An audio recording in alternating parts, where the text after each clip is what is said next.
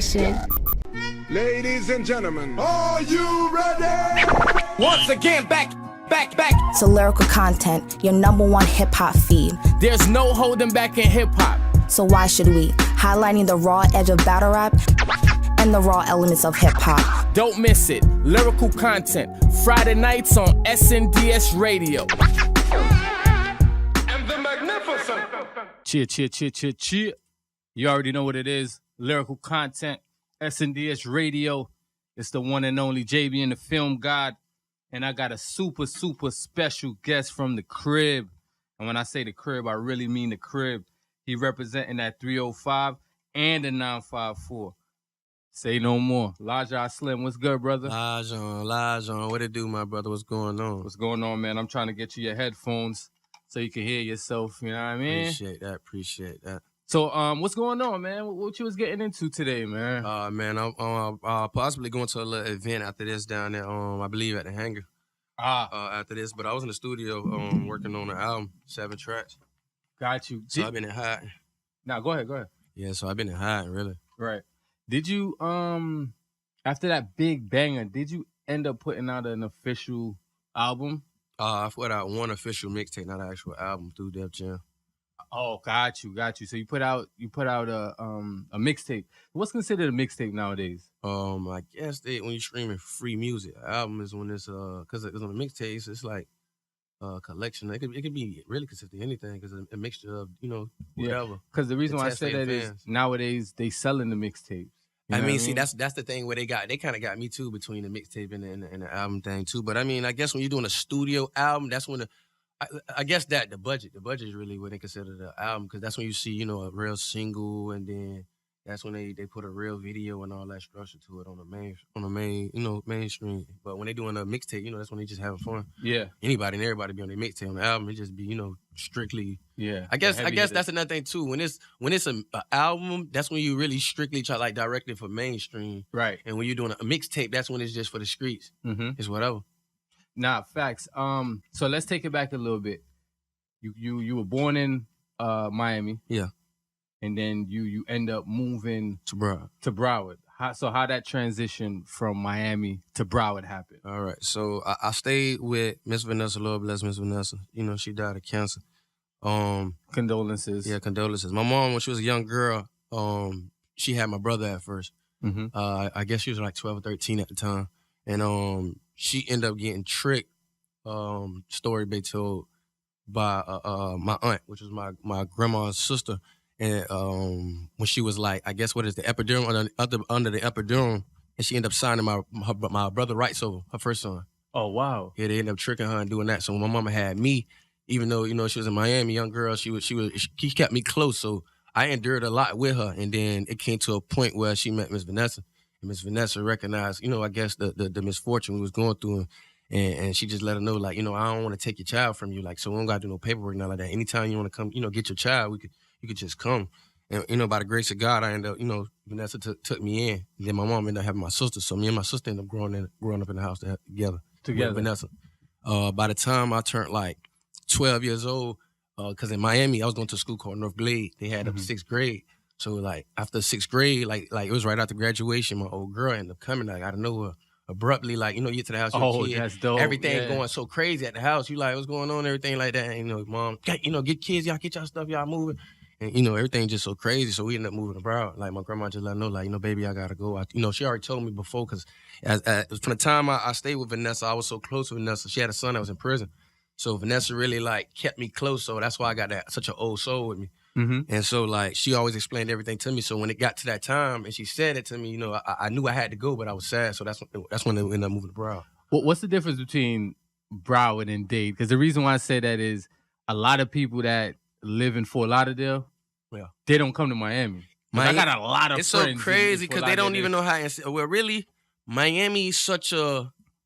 One, it's a fashion statement. Like, it don't matter if you're in the projects, it's all about, right. glamour. You got to get on, top dollar, you got to get on your dollar. Mm-hmm. Another thing is, it's so ruthless for that dollar, though. You feel me? It's so vigorous. It's so, the hood's so spacious. It's so small, but it's so big. And it's so small because there's so many people in that community in it. Versus Broward, the neighborhood, like, the neighborhood is so spacious and it looks like all right, the tax dollars is invested into the neighborhoods and all that. So even though you're in the projects and all that, our projects look a little better than the projects that Dade County. Indeed, On top of that, versus the schools, it's more ruthless because of the environment. It's more, guns, kids early going to guns.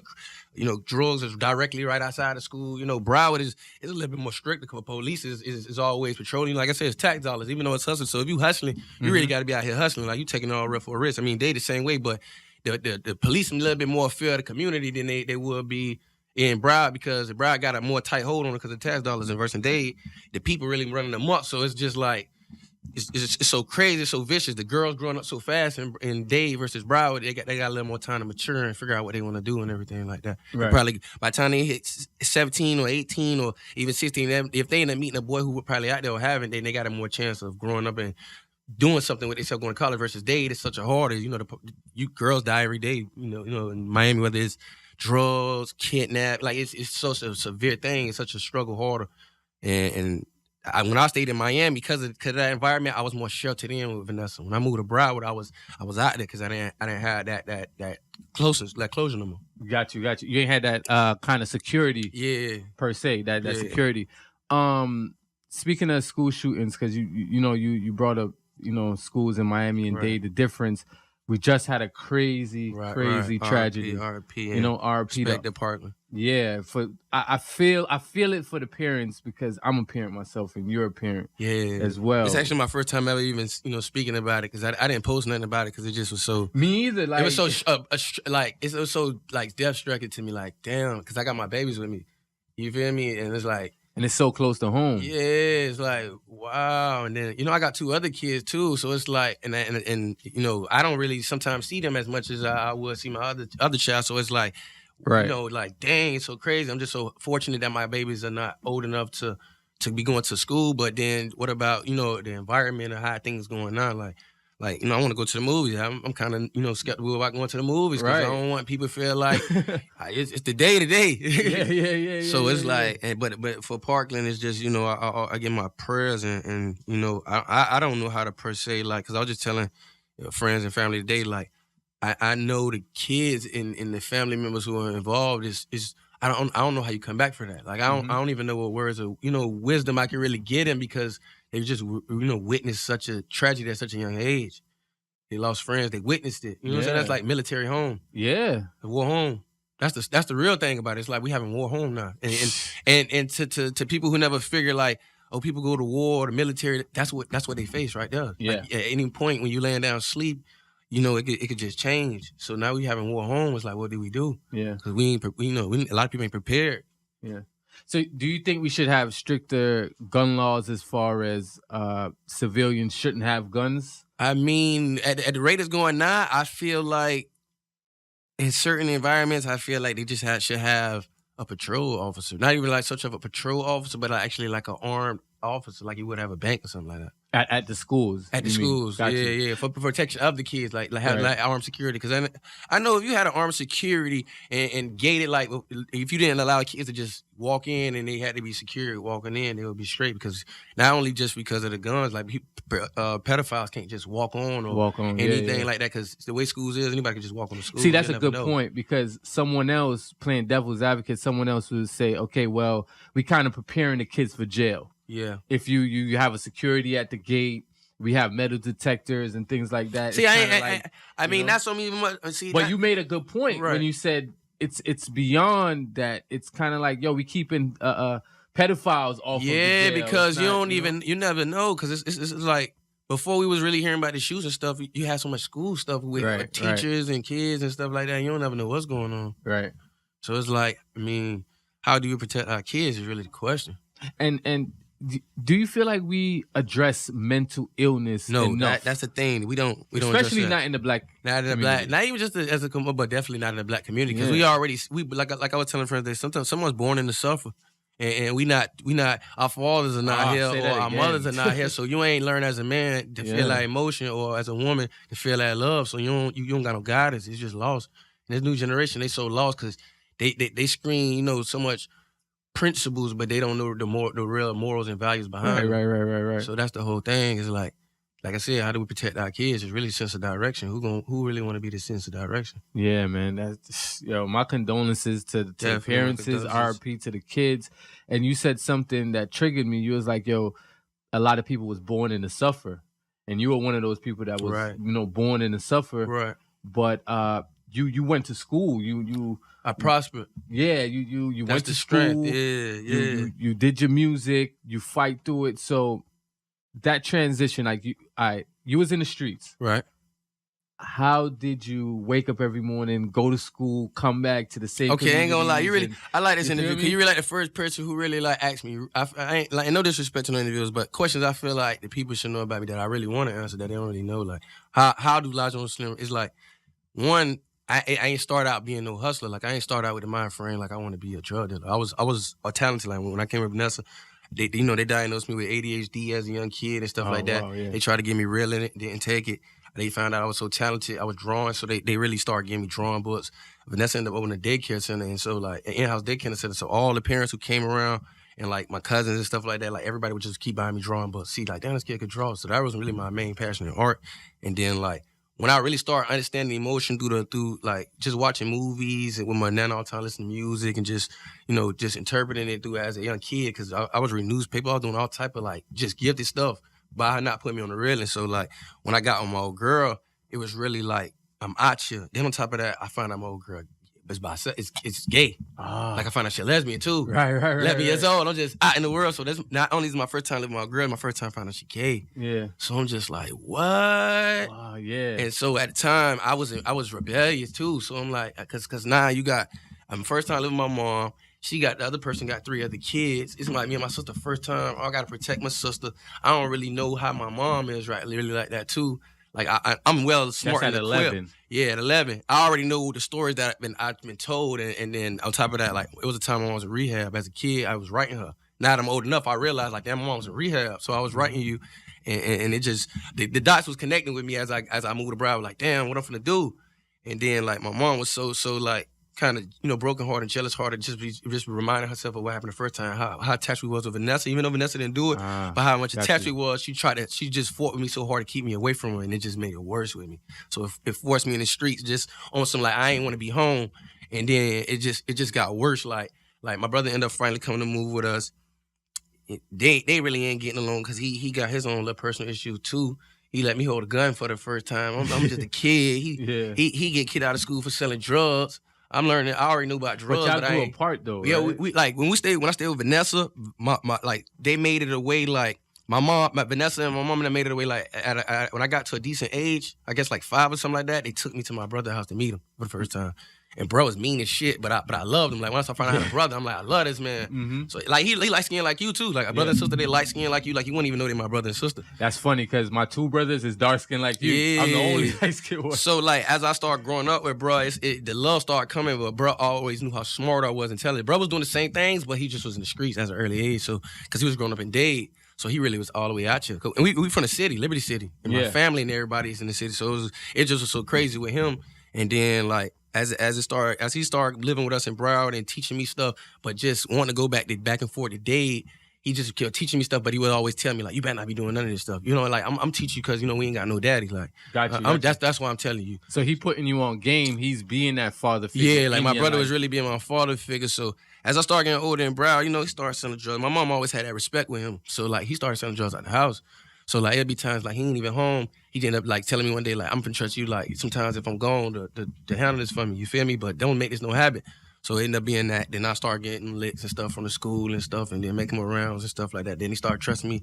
Okay, take this to this person at school, and exchange it. And it just, I knew what I was doing, but I just wasn't doing it. You know what I'm saying? Like I was still going to school, still doing my work, never skipping class, like still doing everything, still hanging with the hood niggas, still hood, hood. I guess I could curse on. Yeah, of course. Still hanging with the hood niggas. She a deep side chilling, like everybody in deep side knowing a lot of niggas I grew up with. They playing sports we all, but they knowing like, bro, this bro gonna make it, cause bro, he ain't like us. He don't follow. He hanging with us doing what we doing, but he ain't doing what we doing. He different. Yeah. So like that just was the habit of it. And I just like one day one of the boys tell me like, boy, your ass gonna be like Jay-Z.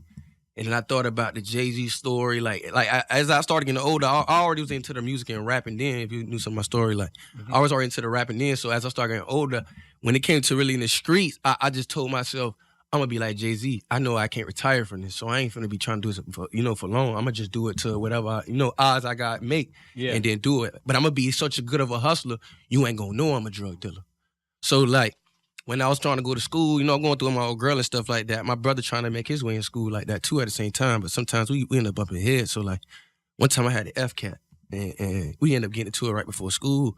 I just told myself like every day, like I ain't finna give up. Scared of that FCAT when they first introduced that. I walked and I stayed all the way right across the street from Sawgrass Mall. I walked all the way to Piper. Damn. And made it right the second as soon as they about to get in the pencil and passed it. Damn. Passed it. So you was that dedicated enough to... I was so dedicated every day that because I promised Vanessa I was going to make something out of myself. Okay, see, that's what I was looking for. Yeah, I promised. So she made me promise, make sure your mom and your sister and your brother straight because you're going to be the strongest one to make sure that bond is there. So I just told myself, no matter what it took to get there. So then it got time, like even though I was going through my stuff, standing with Vanessa, going through the streets, the struggle, like I still was hustling. It got to a point like I was staying with my old girl. So like I stayed with a homeboy I had named Deshaun playing football and stuff like that in Habitat. And then I just realized like, damn, like going through certain stuff that I was going through with other people going from house to house. I'm like, I learned unconditional love, but I also learned real life. Like sometimes people, get tired of, just sometimes people don't, just certain moods swing. Like as a kid growing up, going from house to house and just growing up already in a house where already where they not your blood, you just learn how people really feel about you. Mm-hmm. And so through as the time me hustling, I just learned people, like the people I started hustling to, firefighters. I just started hustling people who had occupations and something to lose. Yeah. So that's what helped me maintain as I started. That's smart. Going. Yeah, like I started meeting people that was connecting, and they end up doing like I ended up meeting so many people. Whether they helped me in my music in certain type of ways, like they pass my CD to a certain type of person, it might be a DJ or anybody. So you was hustling while you was doing the music? I was hustling while I'm doing the music. Okay. I ended up making it through like school. I ended up making it through high school. Vanessa died before cancer, like my senior year, like right around the time I'm about to graduate. Oh, got you. But she knew you was about to graduate. Knew I was about to graduate, but I didn't know she was about to die. She ended up calling me, telling me come to the house one day. Like I'm glad I'm old enough now to finally get over the pain because normally I would have done cried. Yeah, but called me to the house, took her hat off, seeing she was going through chemo. Yeah, and then it just got to the final time, and then it was there, and then I think that's what really changed me, really. Like when she died, I just was like, damn, what am I gonna do? Like that shit just, it I ain't gonna lie, it made me dark hearted on the inside, but it made me grind harder. You know what I'm saying? Like I wasn't such a negative person to people, but I just didn't take a lot of shit from people no more. So I was like, damn, that's one person that I really cared about. Because you kind of lost your heart. You lost the person that really and that genuinely cared about me, like a best friend. Like I know everything about you, know everything about me. Even though I was a kid, I understand everything. So it's like, damn. Then I'm about to graduate. I ended up having a man I knew, like, I thought he was my daddy the whole time. And out of spite, because, like, my old girl and Vanessa had a daughter, they was going through some things, like, out of spite. She ended up telling me one time, like, when I'm about to leave, like, oh, he ain't your daddy. So I ended up finding out the man who, like, was playing with my father ain't my father. So that ended up impacting me, too. And then, like, bruh ended up having, like, his own kids. And so, like, he started being distant. So then, life started changing so fast. Like, 11, life changed. That's at 11. 11, life changed so fast. So just speed it up. High school, I'm just like, bro, I got to make it. You feel me? Like, I'm just by myself in the world. Yeah. And I got my sister. You feel me? And my brother. It's just us. Like, Lord forbid.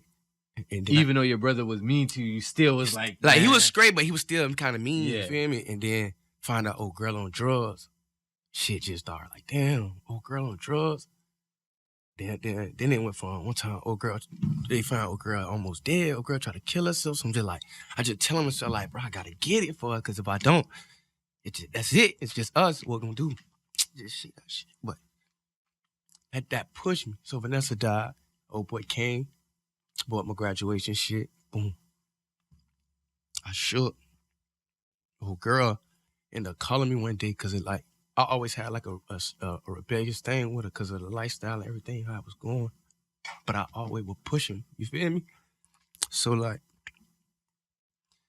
I was staying with my dog named Phil. And I was, working at McDonald's. Music shit was going good. Just finally, got in the studio, a real studio. I ended up meeting this Haitian. Mm-hmm. Haitian dude who stayed in Habitat. Who stayed in Don't worry, JoJo got you. Yeah. Go get you something. He ended up taking me to the studio. This is the first time I meet T-Vice. I didn't even know it was T-Vice at the time. They they saying it's T-Vice and all that, but I'm just so... That's the Haitian artist. Yeah, Haitian artist. The Haitian group. They in there recording. It's actually Yeah, in the this group, warehouse on it was at this warehouse on Andrews. Like it's in like literally in the warehouse. You go inside the shit. I didn't even know it was a studio. I'm like, at this time I'm like 17, 18. So then my old girl ended up coming to my boy Phil's house one day, and she needed somewhere to stay. And she ended up telling me, like, you feel me? Like, I need you to go down to the, Section 8 place, because if you put, all they need is somebody to put their name down, and then, boom, I can get, crib to stay at and stuff like that. And then, boom, I ended up doing that shit, but I had to go to school. So that's why I went to college. Mm-hmm. I really wasn't going to go to college, because I was doing so good with the music on my own and, like, just hustling and going to work. I said, and then even when I was going to work, I wasn't really doing that at work. I was working at McDonald's.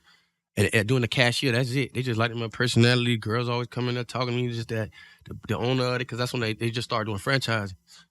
Everybody just liked my personality, my vibe, and I told everybody I rap, so it just was, everything was going so good for me. Then I went to school, but then that's when life hit me again. When I went to school, I ended up getting caught up in the streets back home. But then I went to school, and like my old girl, was kind of hard for her to try to help me and try to maintain home too.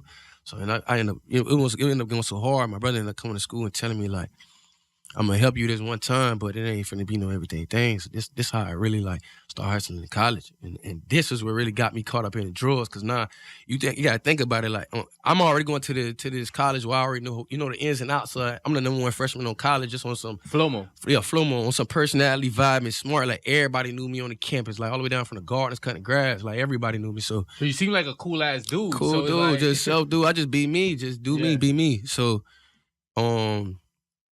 my brother ended up telling me, like, in the parking lot, like, I'm gonna give you this pack. It's gonna be your firstborn. After that, you're gonna give me that money, and then you're gonna buy your own pack. And then, boom. So now I'm really, I like your brother. I'm really learning the drug trade now, for real. Yeah, he militant as shit. Like, he don't even play. I ain't even gonna tell nobody his name. That's another reason why I don't really show him off, because I know where he come from. He don't even like pictures and all that. Like, yeah, he militant. He just a militant dude. Like, he living his life. But, you're gonna get my thing back. Ain't gonna be no freebie. My old girl was like that too. That's another thing too. It's gonna get to that part. Now go ahead. Talk your shit. Well, brother, boom. We in college. Boom. He gave me my first bomb. I'm in there. He gave me an ounce. I'm in there. Selling the campus. Now I'm really a man on campus, because even though I'm the man now, everybody know, like, damn boy, you gotta go get some weed for Slim.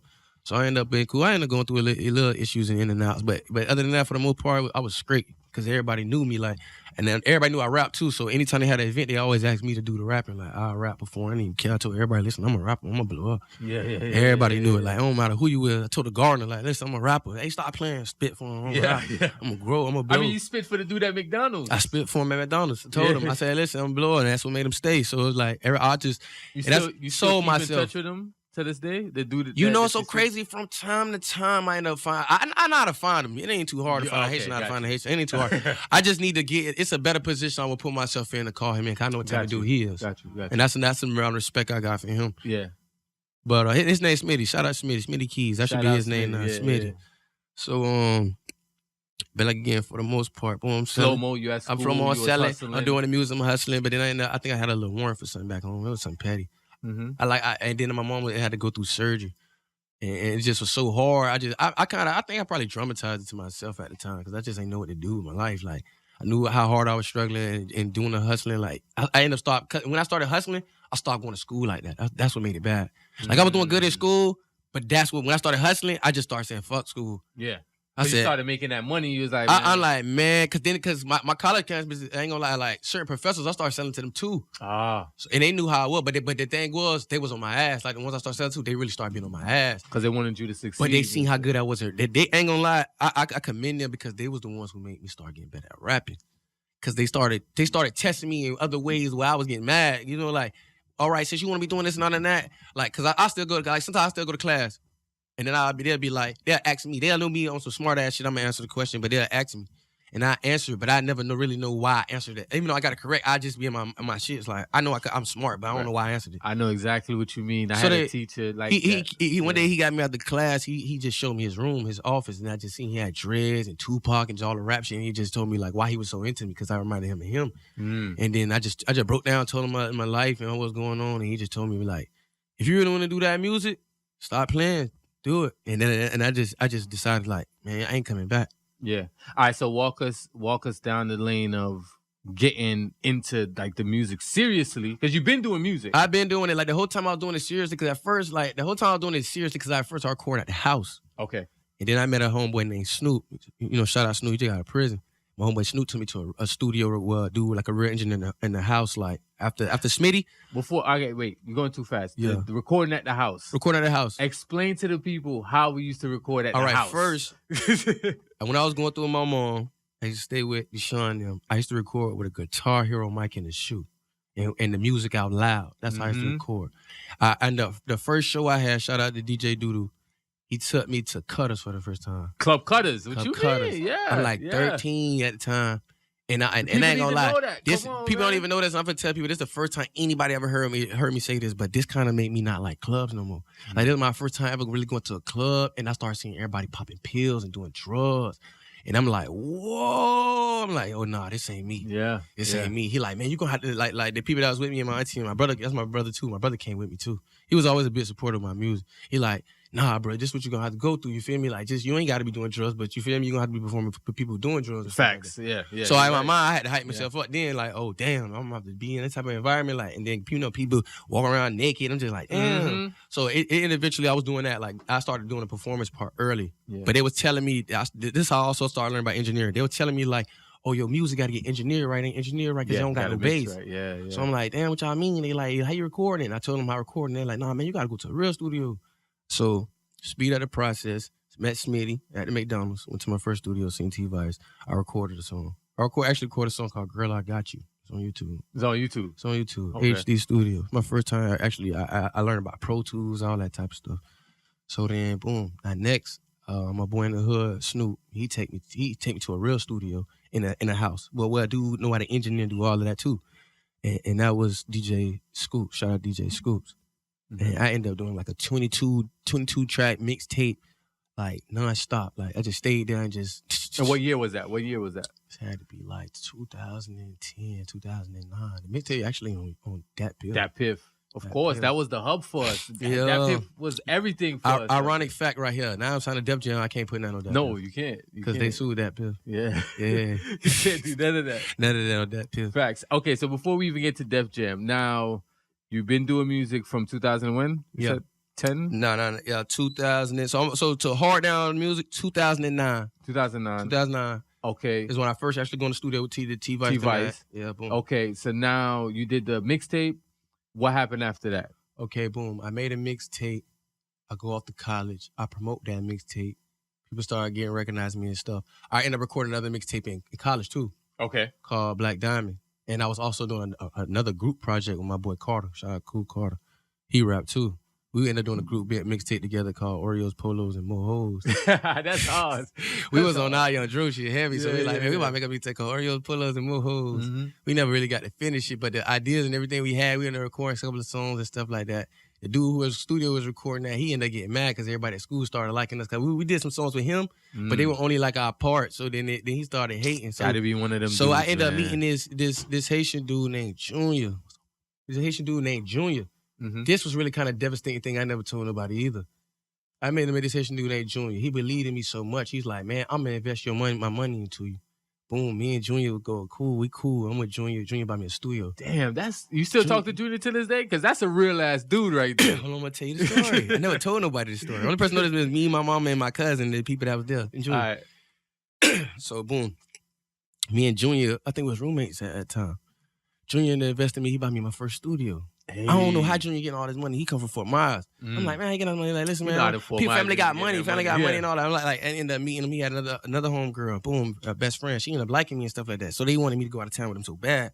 I'm like, man, I don't know if I want to go out of town with them because I ain't focused on that. I'm trying to get his music because he put me in the studio. So then I ended up going out of town with him and stuff like that. Boom, we got cool, you feel me? I'm going out of town for the first time. Everything go cool, everything smooth. We get back. I think I go home because we got vacation. We got spring break or something like that vacation. I end up meeting the chick back home. And then I go off to school with her for the first time. They all mingling around the chick. I'm out doing my thing with other chicks, but they mingling around my chick. Shit, yeah. Hit my roommate and then all the roommates and all them. They all like my girl literally just chilling with them all the time. I don't know if me and him got into it because of that. It had to be something like as to that, but I think he liked her. Or something. I think it was that. I think that was in the story. I think he ended up getting into an argument and all that altercation. He sized me. He took the studio. I get mad. He just bought these exclusive pre-release Jordans that nobody had, and they costed like $500. Mm-hmm. I threw them bitches away. like the garbage man was coming one time in the college. I just threw them bitches in there. Damn. Brand new. Nobody never seen him. Like he was the first person in the house. I just threw them bitches in there. And my cousin's so green. That's why I don't even talk to him like that no more. This nigga, we and the dude end up getting into a tussle. Like we just cared about each other no much. You know that tussle you fighting with your brother. You just like I don't want to punch you in your face, but we tussling. And then my cousin he trying to hold me back. I'm like, nah, we supposed to be jumping this nigga. He like, nah, man, you wrong. You threw that man's shoes away. Mm-hmm. I'm like, man, you cried. Man, to the studio. He go in my room, because I want to get in the studio. My cousin go in my room, take the studio, get the studio to the nigga. Mm-hmm. I'm like, man. Oh, so your cousin gave it to him? Nah. And then guess what? My cousin told, because I ended up getting a family, like even though hustling stuff, I ended up getting a family member who tried to support me a little bit in college too. Never told him about that either. Mm-hmm. He told on me. He like, oh, and he smoked weed. Your grown ass go tell I smoke weed. What the hell in college? The fuck? Everybody smoke weed in college. Yeah, but this is like I said, it's Vanessa's side. It's the side that caters. So they looking at me like, good boy, like you supposed to be on your shit. You better than all of that. Yeah. So when he tell, they look at me. I'm high as a dragon ass. They like, you high? I said, yeah, I'm high. High as hell. Yeah. You feel me? I'm feeling myself. I'm like, man, listen, I'm hustling. I can't tell me nothing. So they decide. So boom, okay, now skip. I leave college. Music going, music circulating, boom. Wait, hold on. Fun fact, before you even get to that. Fun fact, you actually wanted to be a teacher. But teachers, you was in the streets hustling. But then you knew teachers didn't get paid. My irony of it was, I'm such a smart, for real, I know how to touch the people. Dude, if music didn't work, I'm just going to be a teacher because I knew how to touch you. Okay, got you. So I've been through everything, so I knew how to get to the kids. So I said, regardless of the fact, I'm going to help get back to the kids. That's dope. Yeah, that's interesting. All right, so lead us up now to... Boom, I leave school. To hit single and I leave school. Skip Life. Everybody know. I'm pretty sure y'all know about the rest of life. Hustling High, KK, KJ. You hear? If not, you hear through the music. Mm-hmm. Boom. I'm at my mom's house. I'm hustling. I'm trapping. Everything going crazy. I ended up having my first 2 kids. Going through my BM. She going through her issues with her first baby daddy because they mad that I'm doing for the first year. Everybody ended up circulating like in my side of town. Like they thought I ended up having the first kid with her, but it wasn't. The first kid I had was my daughter. And then KK, and then to my new son now. But for the most part, everybody thought then. So I'm hustling, I'm doing my thing, I'm doing the music, everything going hand in hand. I end up going through like, SWAT kick the door in type stuff, DCF trying to come to the house, all that type of stuff. Like the baby daddy people trying to go through a custody battle with her. Mm-hmm. So I end up getting locked up. My boys bonded me out. I'm doing the music. Before I made Haitians, the reason why I'm telling this part of the story, because before I made Haitians, I made, we the Lajon Boys. Mm-hmm. That's what really kind of, made us the Lajon Boys, because there was so many circles. It was like the group of young kids that I was growing around when I moved to Sunrise, moved from Deep Side, and they just took all their wisdom and knowledge from me, just hustling everything. I just gave them wisdom and knowledge and let them know, like, y'all ain't got to be in the streets to maneuver like this, and you ain't got to be that type of dude. You could be that dude without, looking that part. Just be how y'all live, and then we make the Lajon Boys, and then the story go on. So I made the Lajon anthem. I ended up taking them out to the club. We go to King of Diamonds. I perform it. Like the music is really flowing. I made Quick Pick. Everything going good.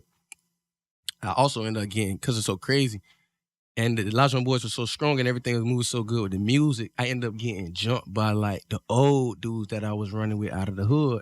Cause they was so many people from the hood was so jealous hearted, like, why you with these new set of niggas and running at it? But they ain't understand the love and loyalty I had, because when I was going through the struggle and situations I was going through, these boys really... Them boys had your back. They had my back. Like, they wanted me out and everything, getting licks. If I had to do this and that, because I was doing odd jobs, like working at McDonald's. I mean, not working at McDonald's, but working at the Heat Arena, working at the Marlin Arena, working at the, just doing anything I can to get some money, doing demolition, just doing everything to get some money. And then trapping, everything. One time, I was trapping so hard and hustling so hard. Like my mama them was busting my lip, my sister was busting my lip, my dog them was busting. Like anybody who come to my house, my mama homegirl busting my lip for me. Like, everybody would, but it was just so serious for me. So like, and it was going hand in hand with the music. I just was using the hustle as a music. Like every time I like a lick or anybody come, like if I had CDs, come on, my mom was on my attitude with the CDs thing. Like it was, even though I was going through it with my mom still was a big advocate with the music. Like she was big on me or anything positive. Even though we went through certain things. So like, she would like buy CDs and I have me like, hey, listen, you better be in there burning CDs or like she'll be burning CDs. So I'm What they giving know out about CDs. that? I'm giving out CDs and everybody giving out CDs while I'm hustling the same thing. So the music, I'm really picking up a fan base. By the time then I was going by That Boy Slim. Mm-hmm. That Boy Slim, yeah. So That Boy Slim. But I just was in the streets, it was Lajon Slim. Like for anybody who knew me, it was Lajon. Or like, cause I know you like the Cash Money era and all of that. Was you influenced by Soulja Slim in any way? Duh, that's my thought. You literally yeah, like that's my advocate. Like like you know like I told myself like because you know like that's another thing too. When I was coming up there and young in the rap game too, I said, dang, who am I can't be like Lil Wayne. He's short, he's small. I can't be like Juvenile. He red, my brother Juvenile. You know, when we young, we pick care. I said, I'm Soulja Slim. Everybody like, you Slim. So that kind of usually where I got the name Slim from. Everybody calling me like, well, you remind me of Soulja Slim. Everybody in school, high school, they were Soulja Slim. So the Slim part stuck from that, Soulja Slim.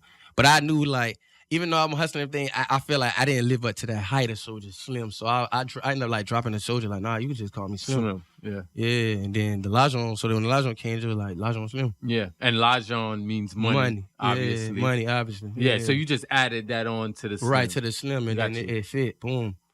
All right, so go ahead. So boom. Now I'm in the crib, I made Haitians. It's just me. I can never remember.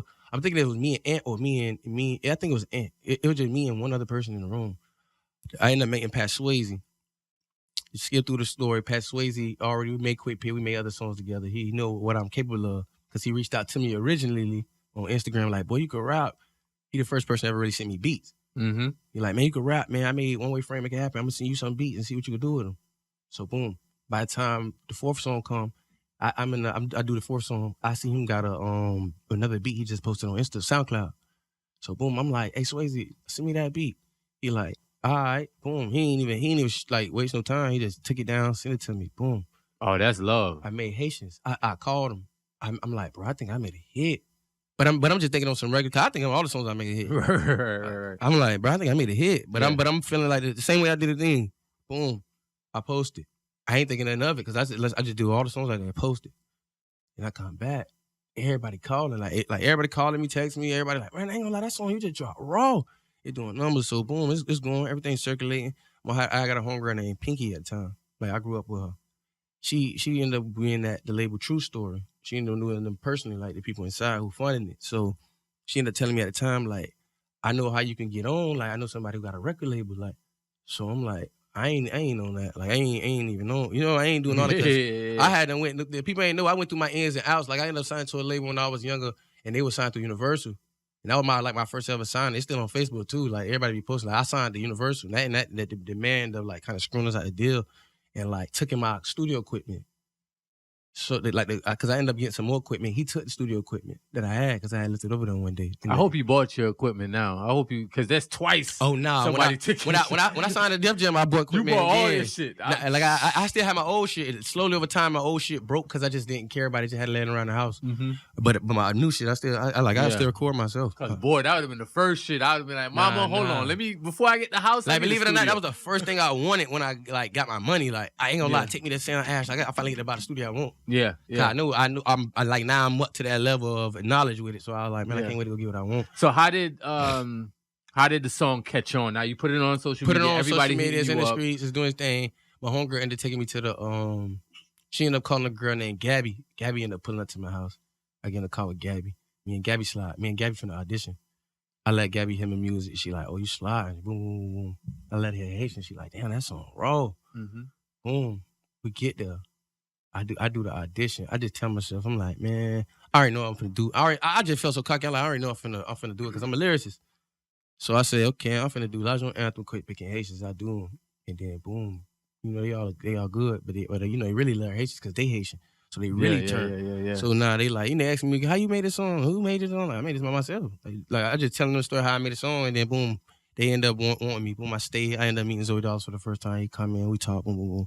Let him hear my songs. They let me hear the songs I played. Boom, he like, okay, I'm dang fire. Like, okay, you know who the kid? I got this kid from. So we talk, boom, boom, boom. We end up doing the studio session. I think the next day we end up doing the song together. Me, Zoe, and Rob Zoe. Shouts out to Rob Zoe. Hey. Shout out to them boys, I guess. Shout out, you know. Yeah. Oh shit. So No A little disrespect. undertone. I wasn't expecting that, but it just be like that sometimes. Yeah. It be like that. Like my love be so genuine, and then sometimes be feeling like the love don't be genuine on that. Got you. For everybody, not even just like trying to point fingers to them, but everybody. It be some feeling I be having. But we ain't gonna dwell on that. Go ahead. Yeah. We gonna talk for the about most the part, positive and my positive part. Zoe, Yeah. when we in the studio, we work. Boom, Zoe give me positive feedback. He just kind of schooled me on the game. Him and Rob Zoe. That's one thing I always respected about them boys, and that's why I just had that like kind of probably an undertone. Cause I always have respect for them boys, cause it's so much game they first gave me in the game, like that I face now. That a lot of people don't give you that you need. You feel what I'm saying? Because, like at the same time, I didn't really have my mama and nobody on me. You know what I'm saying? Like, throughout the story of my life, you never really hear me saying, like, I got mama, daddy, nobody on me. Just really self-taught and just taking what Vanessa got with me and just promises, just, okay, I'm going to make something better. So, at the time, I'm just really it's just me and Pinky, and I'm just like, I don't know what I'm doing. I just know I just ain't finna walk into no dumb situation. So, boom, we're doing the music or whatever.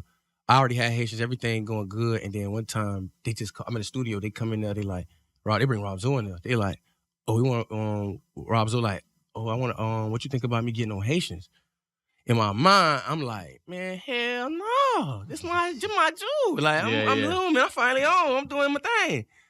But in my heart, I'm like, damn, like I really trying to make it right now, so I don't never know what this opportunity be for me. And plus, in my mind, I'm like, bitch, I can make it, I can rap, I can make any raps. I'm not thinking nothing of Haitians. I'm thinking like as a whole, like I could be an artist. I'm about to drop hits. I'm on. So then, boom, I put Rob Zoe on Haitians. It go out too. They mix and everything. Shot one mix and everything. Go out. Boom. They let me post it again. I mean, they didn't let me post it, but I posted it again. And now it's really spread like a wildfire again. Because now, I'm not going to lie, when Rob Zoe put that verse on there, that shit really got crazy because he really speaking in Creole on there. Like, even though I'm saying Creole things and something that people probably understand, some people do understand, but he really was speaking in Creole on there. You feel what I'm saying? Fluently. So people was like, damn, this a whole, Haitian American song. Like, it's a raw song as a whole. So that also was doing this thing. But the thing was, when I performed the song, I really was performing my song. Rob Zoe really wasn't like a performer or nothing like that. So like, I really was bringing life over to the label, and Zoe wasn't even really a performer either. Like, he could rap, but they wasn't performers. So when I come over there, I really was giving them life, like, and then Zoe really like feeling the young nigga energy and stuff like that. So he got having me open up for show, like, fuck it, they bring the kid on road. So I ended up going on road with them. So I'm opening up. So Zoe's song was before your song? Zoe before my song. All that was before. Like, his whole situation was before my situation. I felt like it was like right. Nah, it's just that I like, for my understanding, because I didn't know nothing to Zoe. I'm from Broward, so automatically Broward knew about Zoe by me meshing with them. Like Broward, Broward, we support our own. So it's like, okay, dang, Lajon Slim about to make it because Kodak doing his thing, and they thinking like, well, we're Frank doing his thing. So now we got Lajon Slim from Deep Side about to do his thing. So that had the whole Broward tuned in. So now they know who Zoe Dolls and everything. I'm moving. Broward support me. I'm really doing my thing out here. So Haitians moving. It's going crazy in the streets. So then, boom, I go to Atlanta with them. I end up going through it with the label because I'm like, they were trying to like, I tell people like a prostitute. They're trying to treat me like a female, like trying to show me what they could do for me and all that. Treat me glamorous. But they didn't know that I really from the struggle and from the streets. Like, my mind was so padded. I'm like, listen, I ain't on that. I'm trying to rap. I'm trying to work. I'm trying to be in the studio. I'm trying to for these hoes. Fuck all that. Like, just personally, like, I'm just I'm like in their chest and their face and all that. Like, listen, I want to be in the studio, and mind you, we in nice places and stuff. And they private people, so they like, nah, we not on that. We not. So they end up kind of like on some like, nah, we ain't finna work with the dude. So we end up going back home. Boom. Like, the next day I end up making it come like, man, take me home, man. I don't know me like that, but I'm about to spaz. I'm ready to pass. I don't give a shit about y'all, who y'all live, none of that. So they take me home the next day.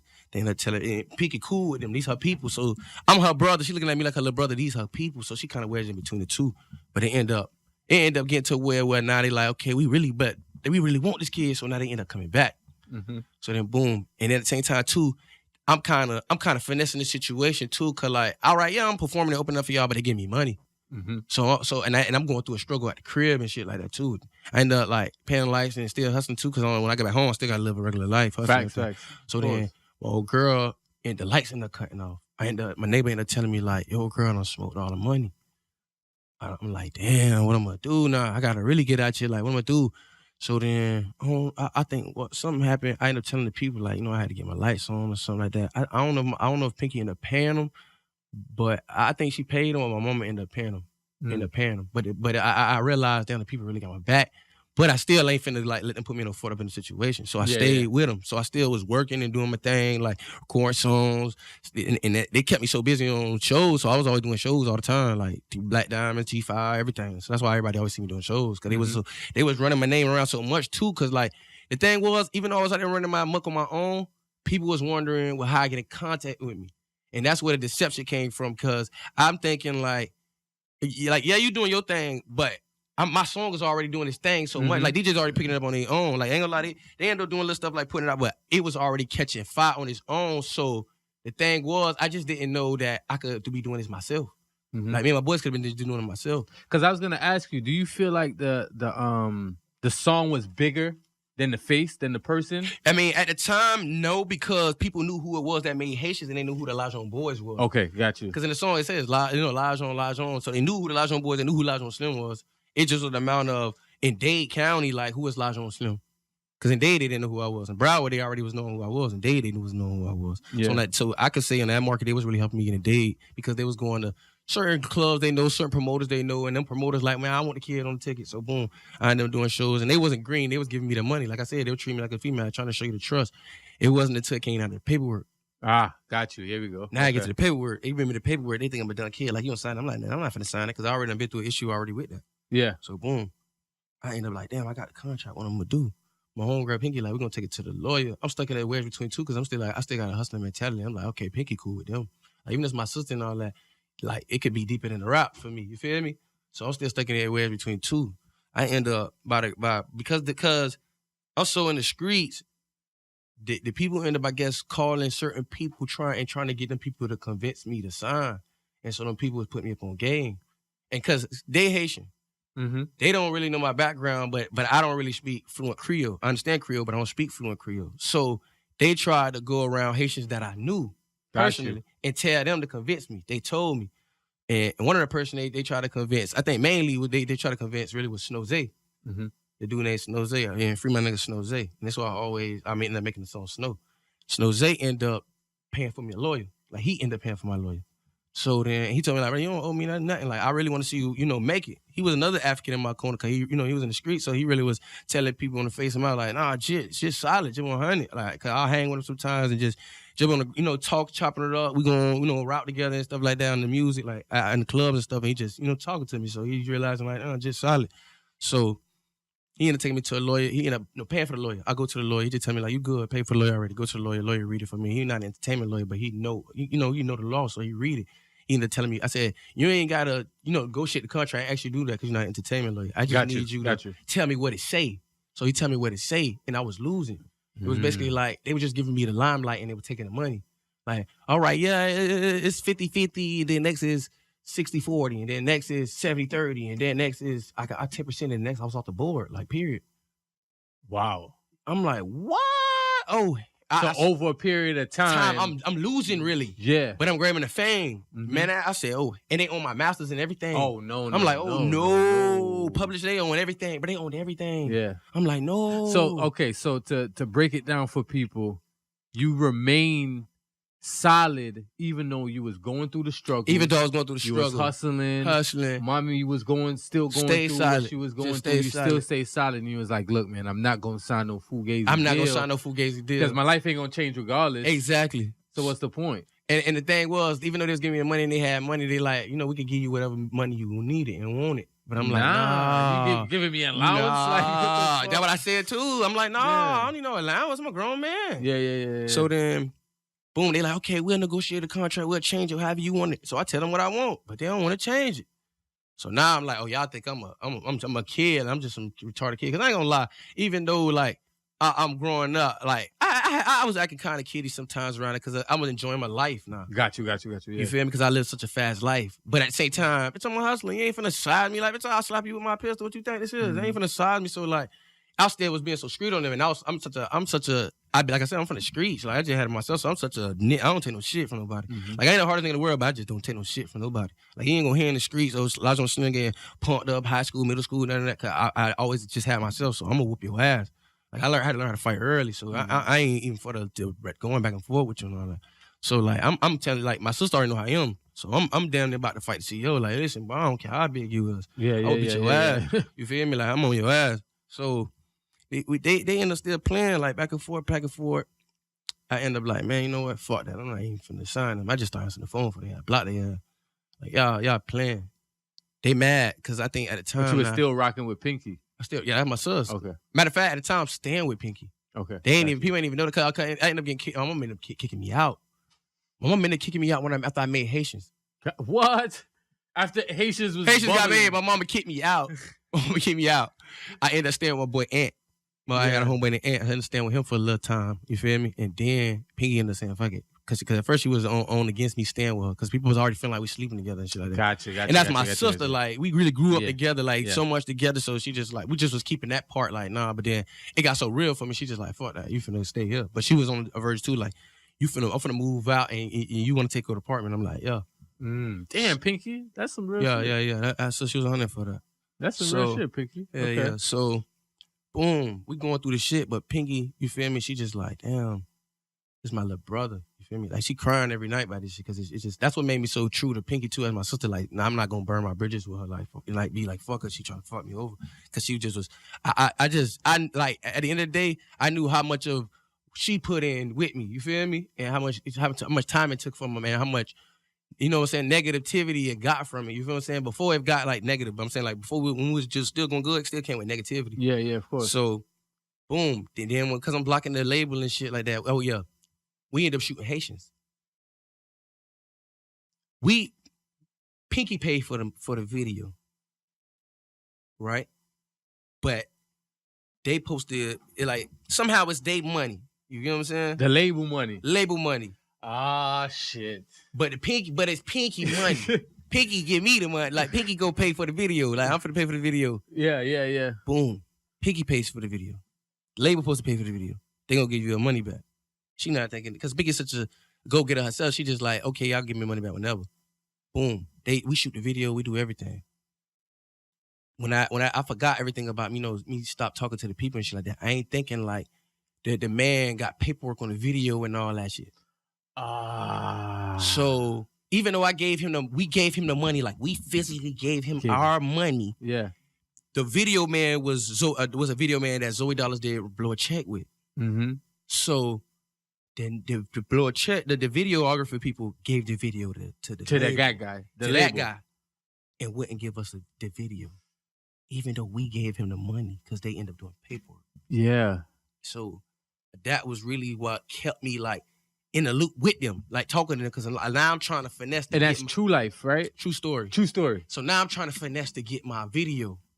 Damn. Because I know that's the only thing really kind of holding me from getting to the next level. Because I'm like, the song buzzing, but people want to see the video. And we done put out so much work. Like, and that video was hard, too. I done shot at my dog house. We done did so much. Like, I done got my whole city out in the hood, in my hood. Like, I got all, like, bro, it's so many people in that video that you wouldn't even expect to be in the same room together in that video. You know what I'm saying? Like, it's people that done died that's in that video type junk. Like, so it's like, I'm trying to get the video from them. So I'm finessing. They don't want to get a video up. So I'm like, fuck y'all don't want to get a video up. I'm going to shoot the bitch over. So now they kind of scared because they know how I am. So now what they do is, I registered the song Haitians. Me and Swayze first made it be at my house and everything like that. I registered, put them on BMI, everything. We did a deal. We said, okay, we're going to do 50-50. That's how we're going to do all our songs, 50-50. I'm like, bro, I ain't money hungry. I just makes sense. I want to make it. 50 Yeah, anyway, yeah. So at the time, I wasn't thinking nothing. We didn't know the business, but that's my heart. I'm just like, bro, we're going to bust it down 50-50. Plus, I'm recording myself, so it ain't like a big take our money. So, boom. I registered. Because I end up, I'm hustling. We don't know about BMI. I pay for BMI and all that shit. Boom, I registered. So now, he ended up finessing Pat Swayze Haitian, too. He ended up going over there finessing Pat Swayze and signing the deal. And Pat Swayze not knowing, he signed over his share. Oh, shit. To the label. So the label ended up trying to blackball me. They made a fake post saying like, oh, Lajon Slim fake Haitians. We on Haitians beat. We got the video and all that. So that's where that Lajon is fake Haitian. That's where that first come from. But this is the kicker. Nobody really know about nobody really fought on the label except for let's say like a couple people, like a couple hundred people in Miami. Everybody see. Right. They not thinking nothing of it because the man always do that. Like he ended up going through a situation with Zoe. He get on Instagram. He just going his feelings and shit. Something must be happening internal. So I don't say nothing about it because I'm like, at first when I see it, I'm just like, man, I'm finna go whoop this nigga ass. Like, we just finna go run down on Cub, whoop his ass. But then next thing, my phone started going crazy. Mind you, when the post got posted, when he posted, it wasn't going. Don't tell me he leaked it. He leaked the video. Kodak posted the whole video. No, Kodak screenshot it and posted, and he like, oh, if he ain't Haitian, send a real Haitian, what it be?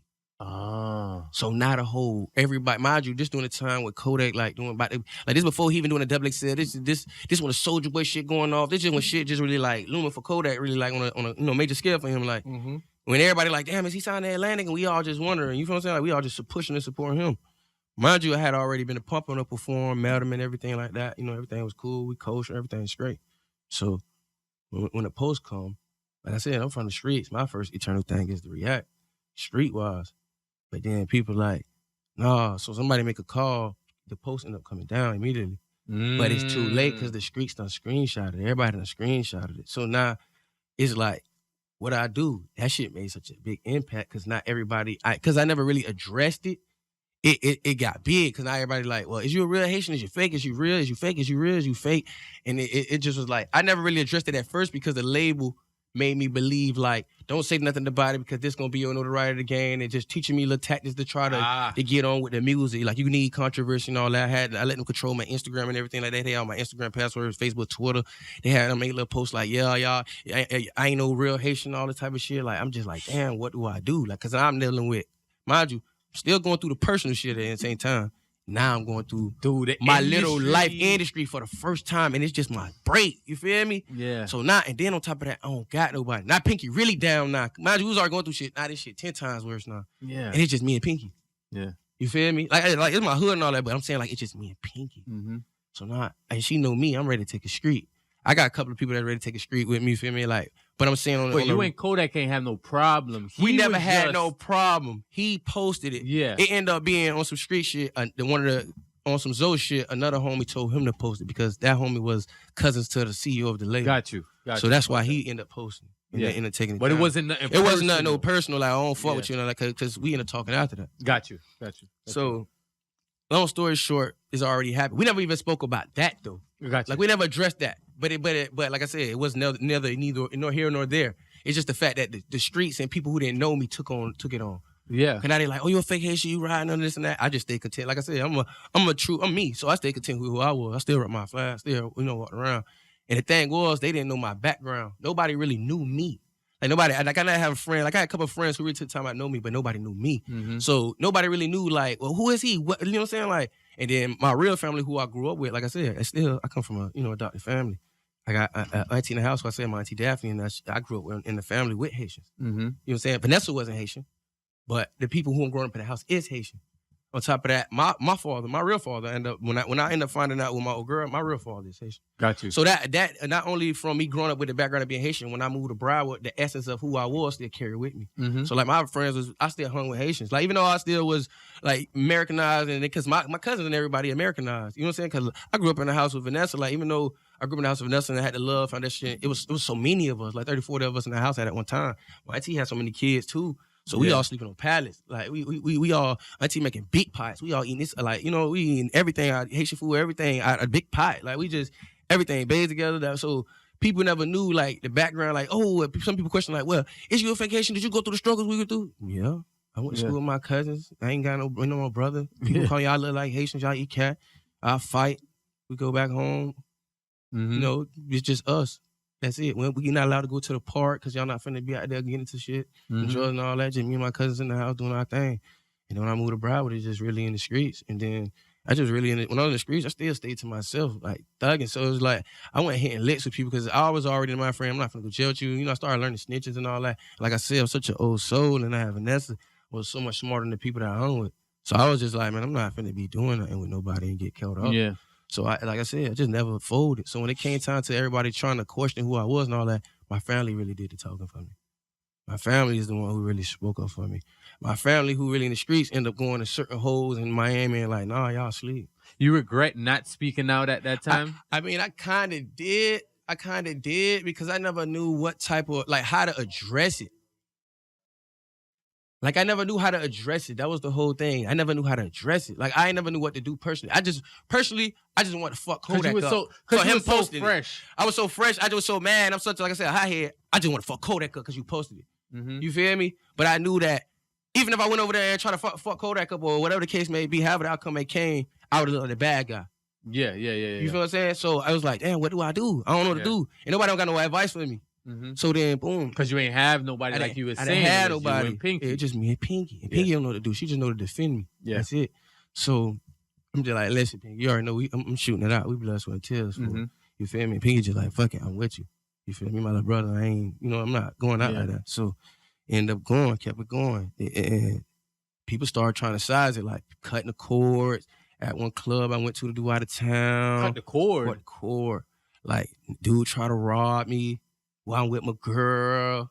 Like, in the city? I'm at a show. I'm at a show in the hood. I'll do a show out in Miami. Okay. It's just me and my girl, because that's another thing too. People, I ain't sweet. Like, I slide. Like, I'm myself. Mm-hmm. Or like, I 9 10, I'm by myself. Or I'm with boys. Or if my boys doing something, do anything, I'm by myself. So I ain't seeing that. I don't care whatever you bring, I'm with it. Yeah. So then one day, this is one particular day, me and my girl.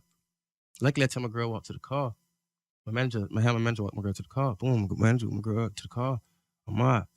I normally don't do this. I normally do this, but I don't do this because now it's just me by myself. And a bunch of fans, everybody rushing. They like, man, can we get pictures and all that? I do it. Boom, boom, boom, boom, boom. I'm taking all the pictures and everything like that. I'm doing everything. I'm signing autographs and shit like that. I'm showing love. Mm-hmm. It ended up being somebody in the corner. They like, hey, take a picture with me. I'm like, all right. I ain't noticing I'm walking out of the camera in the dark. So boom, I go on the camera and I ain't go in. Boom, they pull out the fire on me. Yeah, like, oh, give it up. I'm like, well, you got me fucked up. What? Man, the nigga go to tussling with a gun, boom, in front of everybody. Gun it.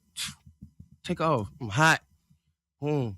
The promoter, I'm going in on everybody. Bitch, I'm hot. I feel like everybody got something to do with it. I'm going in. My girl in the car, she don't know what's going on. Manager like, what the fuck going on? Oh, they gonna rob me. You feel me? Like, Promoter, I'm like, but I ain't leaving the club till I get my money right. So boom. They end up making the call. I guess they end up finding out, like, I ended up finding out who the person was, and that the person from Haiti. Mm-hmm. So now, you feel me? I'm figuring on, they taking on the beef. They taking on the, like, let me see if this nigga who he say he is. Boom, nigga, but like I said, I'm in the streets. Made the nigga come get my money right. Boom. The boss man or the nigga who did it, bring me my money. Mm-hmm. Boom. He like, man, my nigga want to apologize or whatever. I'm like, man, listen, I ain't know none of that. You bring your nigga over here, I'm killing him. Yeah. They send me, and this God is my witness, swear to God, Jesus Christ me dead. They send me they West me some more money. Boom. Yeah. Promoter, he still can check on me, everything, shit's great. I'm like, man, we good. You feel me? Cause promoter done paid me. Boom. I leave, everything good. I just told myself I wasn't doing that club no more. Mm-hmm. So then that's when I really started taking on the shit. And you started moving differently. Like, nah. I'm like, fuck that. I'm taking on the shit with y'all. Cause now y'all thinking this shit sweet. So then, boom, I started going through the shit with the industry with artists. Cause now the artists is starting to try to size it too. Like, Haitian artists, they want to take their shot now cause they trying to get some notoriety. So then I started. Cause you got the buzz. Cause I got the buzz and I got the hype. Like me and Zoe ended up started kind of going through a phase and everything. Zoe ended up trying to size me like, oh, I just want to send him telling him you a fake Haitian. I'm like, what? But I ended up kind of find out the label was in his pocket trying to make him, you feel me, like get sour on me too. So it just was so much I was going through with that label. This before I even got the situation. Mm-hmm. Like I'm still doing my shows, still on the road, but it's just like certain places I go. Before Def Jam. Way before the jam. Certain places I go, people trying to test it. They're like, man, let me see if this nigga really Haitian or not. All the way down to one time, nigga, I end up at my shows. Sometimes the girls be going crazy, fans go crazy. I sign the flag, I get on the flag. I let a Haitian dude get the flag. Young kid, he's short. You know, tall. I'm 6'4". Mm-hmm. I see y'all on Instagram. Oh, I don't took it. Like on some flag and all that. I'm like, damn, y'all green like that. Like y'all doing everything to try to tear me down. Like it was serious for me. Like everybody was doing everything to tear me down. And I get to the point I said, you know what, fuck this. I'm just finna say fuck this record altogether. Yeah. And then it's, like everybody like, nah. Everybody, certain people talking to me like, man, listen, fuck them. So on top of going through the life struggles and then going through the industry struggles, yeah, you know what I'm saying? And then now we finally get somewhat of a break with, Def Jam. Because I know other labels was calling stuff like that. Boom, Def Jam called me on the phone. I'm thinking it's a white dude, but it's really a Haitian. He sound like a white dude talking so proper. Gotcha. He called me on the phone personally. He want to fly me out the next day. I'm like, no, I ain't gonna do it. Because I at the time, I'm going to a Future situation. I go to the Future situation. Everything's good. I meet Future. Everything about Future was good. Meet Mia, everything like that. Yeah. Future recording all that. But I never told about it. I never really wanted to do it because at the time, Zoe was doing it and I didn't want that. Gotcha. Like me and Zoe ended up getting straight on some street shit, but I just didn't want that negativity.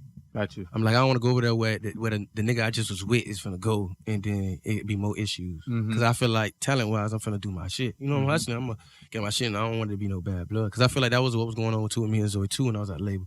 It started being bad blood with us because I feel like they were showing me so much attention in my situation and trying to help me in my situation. And they wasn't really doing, I don't even know what was going on, but he ended up saying like I guess they wasn't paying too much to his situation like that. Because they were so involved in my situation. And so it started calling the bad blood between us. And I'm like, man, listen, I'm from the streets, and he really was the person that kind of sat me down like, bro, you really a street dude, bro. You feel me? You can't be this type of way in the industry. You ain't gonna make it. Yeah. You feel me? Like I know how you is. And plus you run with a lot of emotions because you thinking everybody real. They ain't. You just gotta know what it is. You feel me? And get your bread. You got them kids. That's why I always had respect for Zoe because he really was one person sat me down after the bullshit. Like, man, listen, I don't got no issue with you, no nothing. This is what it is. That's some real men shit right there. Yeah. So boom, we straight. That made it solid. Me and Zoe solid. So now I'm just like, okay. I was already doing my thing, but now I'm just like, everything's straight because I mainly was seeing Zoe too mostly. Like I see Kodak sometimes, but it was straight. Like when I seen Kodak, it was never no issue. Plus he was doing his thing, I was doing my thing. You know what I'm saying? So I feel like it was respect. So, because by the time I ended up saying, like, the shit ended up happening, I ended up saying Kodak really loud. But it was no issue. So, boom. I'm in the back. Like, I was by the stage, then I ended up being backstage where they exit. I'm like, in my mind, like I said, I'm a street dude. I'm just thinking, like, if it's a real, because we never talk, I'm just like, if it's a real issue, when I see you, you're going to make it be known. Right. But it wasn't. So, in my mind, I'm just like, okay, we don't got no issue. It was some Instagram shit. Yeah, some social media shit. Like, I'm talking about even after I know the street shit, after you take it, I just want to see for myself, like, okay, is it an issue? Got you. It wasn't no issue. Because, okay, boom, so it's everything marinating. The label calling. Boom, I end up going to Def Jam, testing out the waters and shit. So then I ended up signing with Def Jam. Did you sign with Def Jam because of like all the history you had? I mean, the history and everything like that, and the situation they gave me. Okay. Because the situation they gave me protected myself. You feel me? Like I own my publishing. Key. That's key. Owning your publishing. You can make residual. I make my residual, make sure my kids straight, period, point blank. You feel me? And then my contract. I really don't want to tell my percentage, but I brag. Like my shit set up 70-30. Oh, that's sweet. Yeah. You low key got one of them. So when niggas, I really don't. So when niggas be talking, I just be looking at them dumb. Yeah. Because they don't know numbers. They didn't come to the table really like I came to the table. Yeah. And on top of that, I was self-made. Yeah. Like throughout the story, From you the never heard me say nobody was doing shit for me. Yeah. I was hustling and recording myself. Yeah. So it's just really me passing out my CDs and trying to get it going myself. Like besides the tech, you know what I'm saying? People just doing it themselves, but it just with me. I started selling myself. It wasn't no situation for me. So as I started progressing, when the label came, boom, I dropped my first project. The label knew about the situation too. Like label, that's another thing too. You got people labeling in the streets, so they know what's going on from word of mouth and stuff like that. But they just like block all that out. You really talent, like you really a lyricist. You really got longevity. When they signed me early. I only had 2,000 followers. Yeah, I just had Haitians, and they really wasn't concerned about Haitians because they already knew the negativity behind it. They was really watching the videos I had on YouTube and seeing the talent. And then seeing, having representatives go out and actually see me perform and what I do. So they like, damn, this kid a superstar. He ain't no artist. He a superstar. And then when they met me and see the personality, they like, oh, yeah, we got to get the kid. What you want? And I'm like, man, at the time, like I said, I came to the table. By this time, me and Pinky and I part ways now. So much negativity that came and I was just so on the back burner with everything by myself. Me and Pinky and part ways, so I'm really by myself. So when they gave me the contract, it was just really me. I'm like, what I'm going to do? And they asking me what I want. They was really everybody that was trying to sign me with what you want. Like they really was talking big dog numbers with me, like what you want. I just knew that. Don't think about the money. Think about what I could do, what I could produce, and what I could make out of this shit, like a hustle.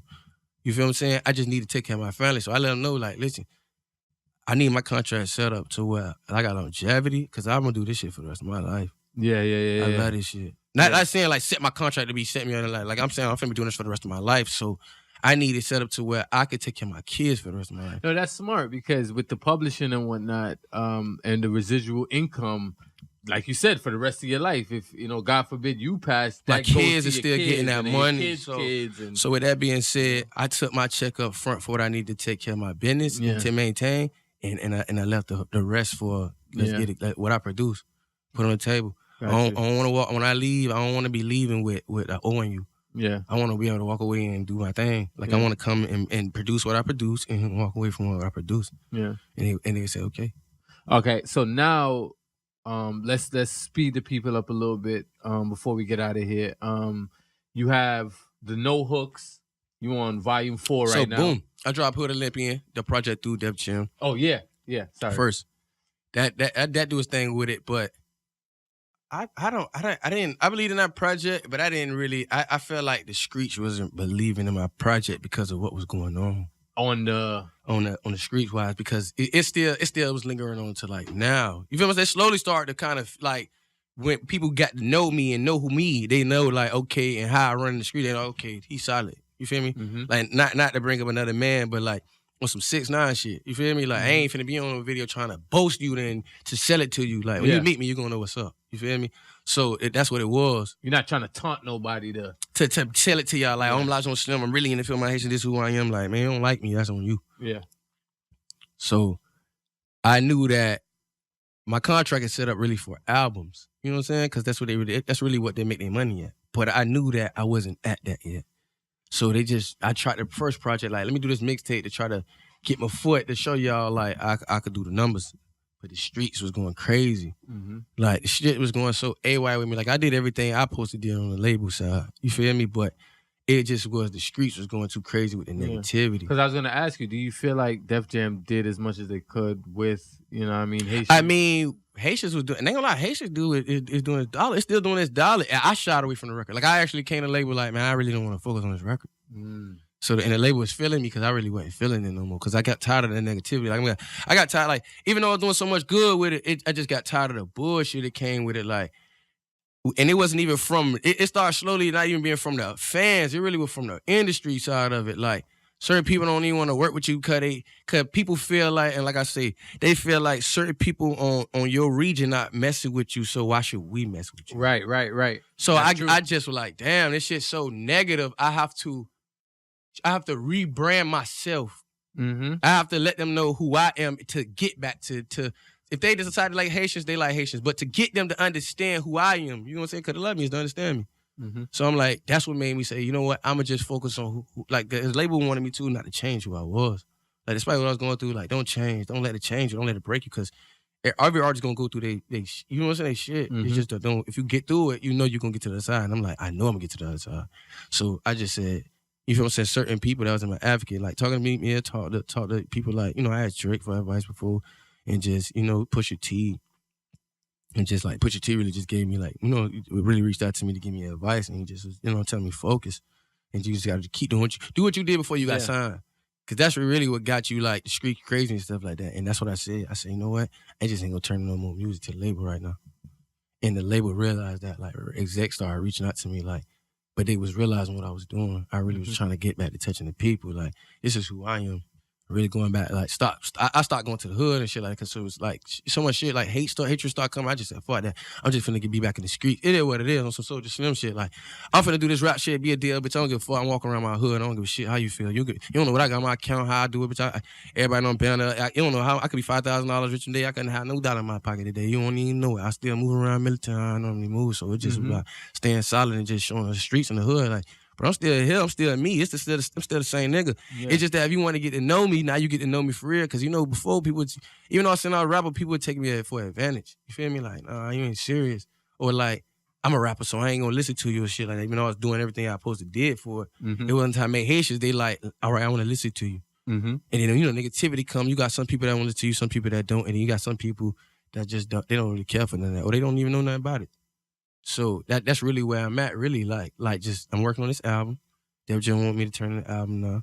But really, like, I'm working on a 7-track EP, which is kind of like an album. I'm finna do it like nowadays. An album. Like, I'm about to do it like an album. Yeah. I made so much music, I turned the album now, but it's just that timing. I don't like timing. Like, I finally learned so much I need to know about the business, timing, patience, who I am as a man, who I am as an artist, what I need to be doing as a man, what I need to be doing as an artist, how I stay intact with myself. And just what I wanna give back to my peers, my fans, the ones who love me. RP my brother Moss, because I was so focused on the negativity. He the one really told me, and my brother who in the room. Shout out Gandhi. I mean, got I'm tripping. Something about the Skibo, man. He look like he's straight from Philly, boy, with that. Nah. He behind me, man. Deep side legend, man. Deep side legend. R.I.P. Randy, R.I.P. City. But So now, all right. So now you say you're getting back into touching the people or whatnot. What we got promoting? I know you got what? I mean, like Nike, you said, Adidas? as you seeing, I've been in the streets with Nike, Adidas. Mm-hmm. I really low key leaked the song that I dropped that the fans been waiting for me to drop. Cancer. Oh yeah, They just ain't really catch on to it yet. Because the thing is too, with that hype that it had of Haitians, you had some people that went with I want to get to know the kid and see who he is, but then you got some people that just stuck on the song. Yeah. So I really, if you notice, like, well, it's because the problem is you didn't have an interview like this that's very in depth. I didn't. You feel what I'm saying? And I didn't really. I traveled out the state. I never did Florida. Yeah. I never went through Florida. Mm-hmm. So that kind of hurted me too, because I never been a tally ever in my life. And I knew they would blast me. Like I done FaceTime everybody on tally and everything. Rap my That's song. what all the college kids I never been on none of them schools. I was so busy out state and everything because the negativity was so surreal for me too. I think they were trying to keep me away from it too, to not break my spirit as an artist. Yeah. Because I didn't, like I said, I didn't have nobody. So even when the lights and cameras all gone and the rapping, you still in the studio by yourself, it's just me. Yeah. So it just was like, I knew that when it was over, I still got to be doing what I got to do best. Yeah. And so that make it kind of 10 times, that make it 10 times harder. So I think they were just trying to keep me like, you know, militant and just keep me strong and keep me away from so much negativity. Because, you know, like I said, I was still going through some negativity, but just stuff like I could defend. Yeah. Certain shit you can't defend. Is things a little bit better now? Things a lot, like I said, things a lot a bit better on the. And you know how to handle the trolling. Yeah, I know how to handle it. Yeah, definitely. Like I said, I done lost my brother so far deep into this shit. So I done got so much better as a man and just who I am. I just focus on who love me and not who don't love me. Because I know who love me. Is like I dropped no, because at first, you got the streets talking like he can't do it again. So I dropped No Hook. Mm-hmm. No Hook started doing those. Hey, that shit's it's almost at 500,000 on its own. I also showed the label too. Like, man, listen, I'm still this nigga. Mm-hmm. You feel me? Like I still got it. You feel what I'm saying? So then I said I'm gonna keep doing it. It's just about how I did it. You know what I'm saying? Because I like sometimes XXL or certain people give notoriety for it. But like I had to realize too the business side of it. Like if it ain't gonna make them no money, they ain't really trying to promote that because it's still part of your budget and stuff like that. People fail to realize when you sign a label because you want that budget, all that money you needed. Like you ain't finna just get Say Cheese for free. You ain't finna just get this billboard. Like you got talent, but it's just still a business. These people work hard to make their platforms and they ain't trying to give you the platform for free. So you sign to a label, it's relationships and money that you putting up for this. Because like I said, there's a lot of people don't know you and they ain't like I said, it's a million talented people. It's somebody can make talented. They got a cousin that's talented. Yeah. So it's all about, you know what I'm saying, getting your situation right. And that was the whole ordeal of that part of it. Yeah. And I just said, I'm finna get the streets right. And when I feel like the streets messing with me, I'm out. You got I'm working this EP. All right. So being a person that you grew up in the struggle, before we get out of here, any advice that you want to give to, you know, these kids coming up that been in situations like you? Because of so much what I've been through, man, keep God first. Got you. I ain't gonna lie, new devils, new levels. Sometimes you could be your own devil. Because you neglect to keep your ears and your eyes open. You feel what I'm saying? To stay true to yourself. Like, you got gut instinct. Like, ask questions. If people mad at you asking questions, you don't need to be messing with them. Facts. And you gotta keep your part of home with you. Like, people always be like, it ain't about where you going. I mean, it ain't about where you from, it's where you going. But you gotta remember where you from to get where you going, so that you remember where you don't want to go back to. Yeah, you know what I'm saying. And the people that you're trying to get from them circumstances. I see sometimes you'll lose sight of that, because at times I lost sight of that because I was so angry. And that's what a lot of people do too. They be angry. You feel what I'm saying, when you make it, because you think about all the times people ain't believe in you, and then you think about the adversity you have to take through this shit too. And people don't be there for you. So it's like, all people see is the glitz and glamours and how they hand out.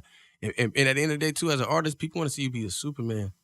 They don't want to see you struggling. Oh, hell no, man. Hell no. So I say my advice to you is, as an artist, man, keep everything off social media, bro. That's your best bet to do psychologically and mentally. Like, if it ain't positive, you keep it off social media, because that could be your downfall. People praying on your downfall. There's already people waiting for you to fall, but the fact that you're going through a little bit of something, they praying for it to be 10 times worse for you. So just keep it off social media. Stay creative.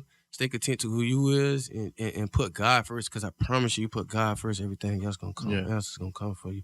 Whether it's to remove people from around you, whether it's and to know this too, man. As an artist, you gotta go through a struggle. I don't care who you is, you gonna go through something. Like you go avoid deals and all that, but at some point you're gonna do something that's gonna get you in a loophole or something. Just like I said, keep day ones with you, people that genuinely love you, because it get hard. It get real hard. Facts. Elijah Slim, I know the people know where to find you, man. But, man, I know where to find me, man. Y'all can follow me, y'all can swallow me, man. Everything. Elijah Slim, man. LAJAN. Like I said, LAJAN, Slim, SLIM, if you didn't know. Everything is Elijah Slim. I don't really be on Snapchat. I got a Snapchat, but I don't be on it, so I ain't gonna waste my time giving it to y'all. That's where they get loose at. Nah, man. I be caught up in the art.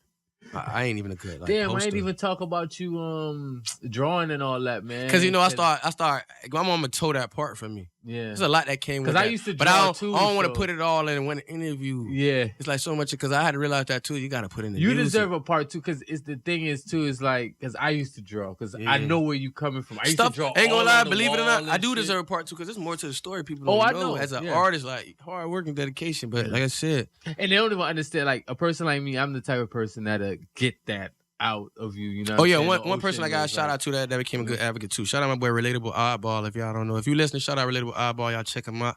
He like a new DJ Academic. He another person that was a good advocate in my corner. Like doing on some underground shit. Cause like he got his excuse me, he got his YouTube channel. My YouTube channel bumping and my music bumping. But you got certain people out there who still believe in good artwork. So, and I met him, talked to him, and was already a fan of him. And then we just was two, you know what I'm saying, artists, people who just believe in our art and really believe, and we support each other. And ended up putting my music on my jump, like putting my 2 new songs up, and it made it go crazy. Like I'm talking about real subscribers, people comment like, I'm here from Relatable Oddball. He like the new DJ Academic, minus all the whole shit. But minus all the whole shit. Minus all the whole shit. Cause you know them boys. The thing about it is too, I know they see me, bro. I be like, bro, I know all the other platforms see me. They don't be knowing half of some of these artists they be knowing. And I ain't gonna say no names because Polo don't talk about Nike. Yeah, facts. I just know certain artists don't move how I move and don't do what I do for the people.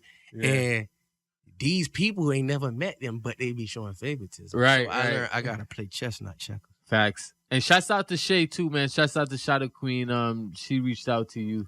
Yeah, and, shout out to her. Like I said, I appreciate certain people. Shout out DJ Meat. Got a shout out my boy, because he one of the, before I met DJ Me, he was one of the DJs already playing it. Shout out 99 Jim. Yeah. Shout out, it's certain people, I got shout outs, a long list of people, but I just said DJ Me because my boy here in my face right now. Yeah. But it's a long list of people I got to shout out. I'm going to say the whole 99 Jim's family, because from day one, they supported me. Like, before I even got a deal situation, met me, the owner was like, yeah, you remind me of Drake, just on your vibe and everything. And you got melodies too, Yeah. You use that a little bit more. And then next thing you know, I came back, she seen I got a deal, she just like, I could just call 99 Gems. They support me 100. Yeah. It's just certain people I could call. LRG, shout out LRG. Shout out Grab a Leaf. If y'all don't smoke it, man, go get Hey, what you mean? Shouts out to Grab Yo. Grab a Leaf from Deep Side. Hold on. First of all, you know him? Because tell him I know him personally. I ain't gonna lie. I'm a link y'all at SNS Radio. Because y'all gotta get him a promo run. Yes, I need a sponsorship. They from Deep Side. I need the black pack. Yeah. Out quick. Yeah. I need that black pack, man. Man. I'm gonna tell you, he do me wrong though, because he give me 1 box of the black pack or 2 boxes of the black pack. Now he give me 1 box of the black pack. 1 box per box as he be giving me. I'm talking about he give me a stupid big box and there's only 1 black one in there. Yeah. Straight dark pieces. Bro, all dark pieces, man. Oh, everything. Man. You know what I mean? Shouts out to Grabber, man. Man, I ain't gonna lie, man. New songs. I be so caught up in the story because I'm so happy that I finally got to tell my story. Yeah. I felt like God wanted me to tell the story. Right? Yeah. I ain't gonna lie, when I tell y'all God is so good, I gotta say that first and foremost. God is good. God is so much for me on this embracing this in this journey. I don't even know. As an artist, you gotta keep that man with you. Straight up. I lost that man. Listen, JoJo always tell us, listen, man, keep God first. Man, I lost that man. Ain't gonna lie. Like I said, Put on talk about Nike, but sometimes when you lose that man, it lose you. It shows. Mm-hmm. So I had to get right. Yeah, I had to get right because I was almost downhill, man. I'm like, man, nah, I'm tripping. And then I'm about to say, F the music, get back in the streets one time. Just like, man, listen. But that's one for another story. Like I said, that's in the music. Like I said, the mixtape, get ready for it. I ain't giving y'all no name or nothing for y'all because I learned my lesson about that. Just wait. Mm-hmm. Just know I've been dropping all these songs on mixtape. Rolling Peace Freestyle. Y'all check it out.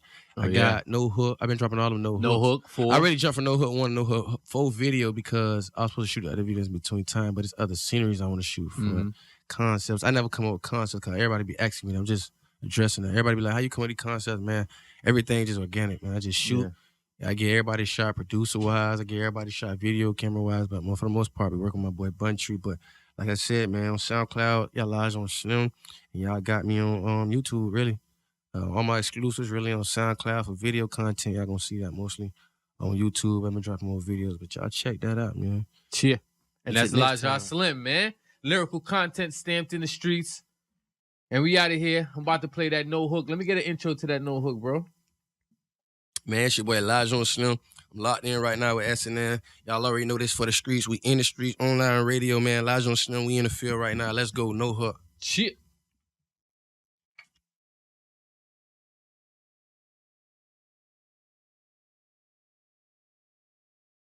See, they